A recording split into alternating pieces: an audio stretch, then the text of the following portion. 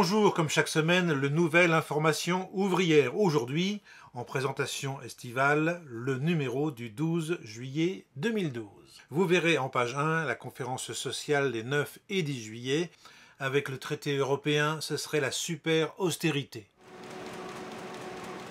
En page 2, un pacte social en France, pas si simple. Voici ce qu'en dit le Figaro. Le président souhaiterait installer entre les partenaires sociaux la culture du compromis. Or, la France est le pays d'Europe qui s'y prête le plus mal. Quel intérêt général demande Daniel Gluckstein dans son éditorial? Par exemple, à PSA, quel est l'intérêt général commun à la famille Peugeot et aux 3000 familles ouvrières qui dépendent du maintien de tous les emplois à Aulnay?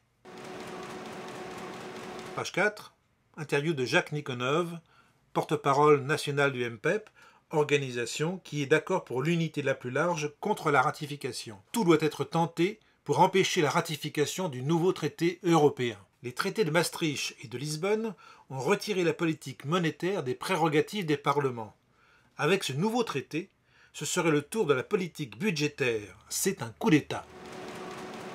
Il y a quelques secondes, j'évoquais PSA. Justement, la grève des salariés intérimaires des ateliers de peinture bloque toute la production à PSA Aulnay. Vous trouverez une interview, page 8.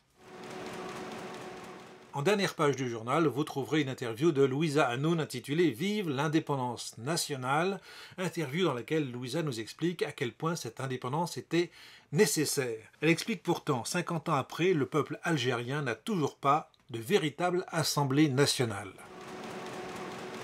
En page 11, Information ouvrière vous invite à réfléchir sur la nouvelle langue de bois. Exemple, changement de cap est remplacé par renverser la table.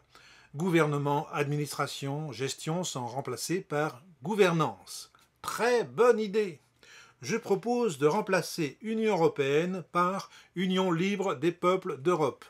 5e République par constituante, consensus par lutte des classes, euro par franc, capitalisme par socialisme. Faut être dans le vent tout de même.